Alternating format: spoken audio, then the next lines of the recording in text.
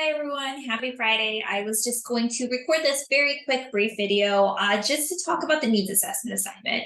I just received an email and I'm working on some stuff to help a student, and I figured, I have a lot that I want to get out, and it might just be easier to just make a quick 5-minute video for you to understand some stuff. So hopefully I don't make this more confusing, but hopefully it'll help you if you start working on it this weekend.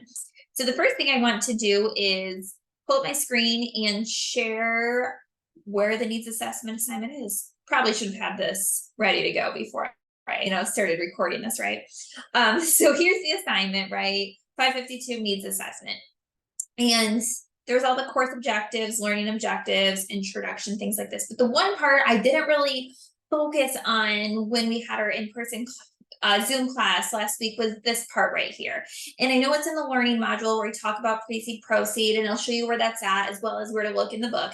But the main part of this assignment is developing your needs assessment based off the 1 to 4, or number 1 through 4 in the pre-seed, proceed model. So if you go to your textbook, I just had it open right here, on page 45, you will see pre-seed, proceed model image there. And it's phase 1, social assessment, and you move to the left all the way to phase 4, health program and policy development. So what you're going to do, I have used subheadings and headings for this. So what you're going to do is just have a heading that says phase 1 social assessment, and you'll just write about the social assessment in that. We will talk about that more in detail in class, or I can even record a PowerPoint presentation talking about it, but there's a lot of detailed information in the module talking about the pre-seed, proceed model, and I want you to read the textbook as well, so you understand what all the different phases mean. So like, what's the difference between a social assessment versus an epidemiological assessment, things like that. So that's where I want your focus to be there. Just have phase 1 through 4.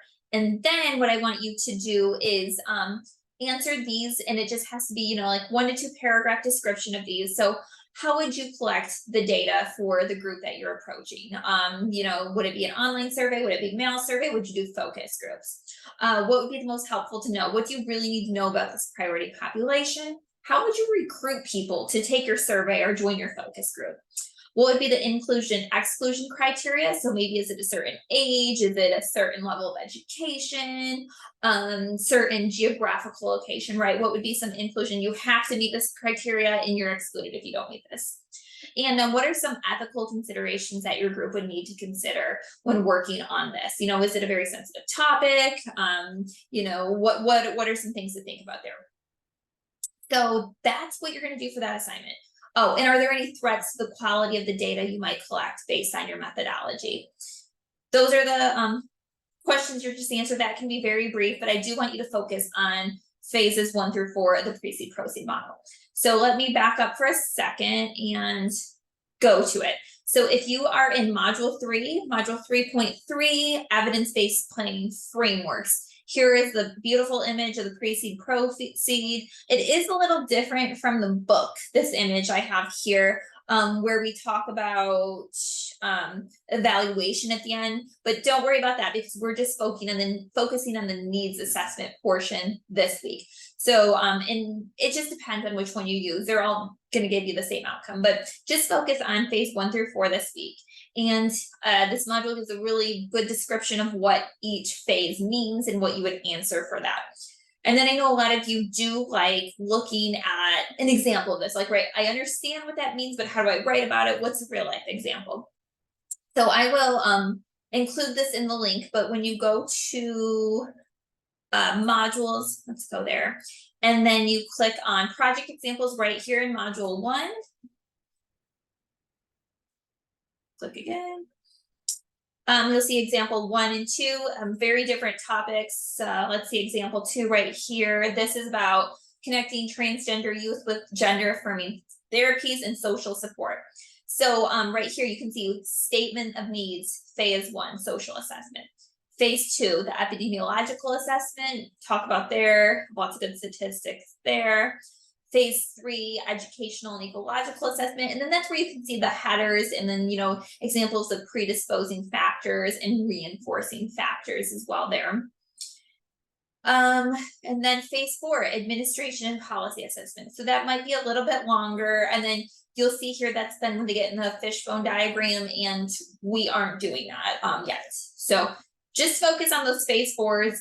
These are both really good examples from students who took it over the summer at Dr. Perrian. It's a little different. This one is about increasing rehabilitation of stroke survivors. So very different topic there again, talking about social assessment phase 1, phase 2, phase 3, and then phase 4 right there. So please read through those. Stop right there. And so you're going to do those phases 1 through 4, and then you could just have another header there that's just focusing on those questions that I have. So you could have something that says data collection, and you talk about it. Information to know, or helpful information, and then write it down. Recruiting process. I'm not saying that right. Recruiting process, right? And then have a blurb under that. Inclusion exclusion criteria, short little blurb, things like that. So I really, really hope this helps. Please let me know if you have any questions. No such thing as a silly question. You're never bothering me. I love to help. I want you to do really well on this and actually comprehend how to do a needs assessment efficiently, effectively, and so we can do great things in the community. So please let me know if you have any questions. I'm going to upload this video to you all. Take care.